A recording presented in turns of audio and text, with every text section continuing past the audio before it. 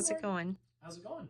I was wondering if you could tell me just about how much does Odoo ERP implementation cost? There are three elements of price that are really important. So the first part is the actual implementation itself, which is what it costs Confianz to implement Odoo for that client.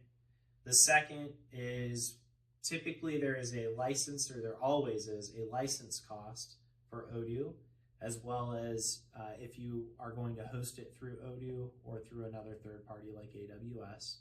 And then the last part is that you're going to need to consider maintenance costs that you would need to have to with a partner.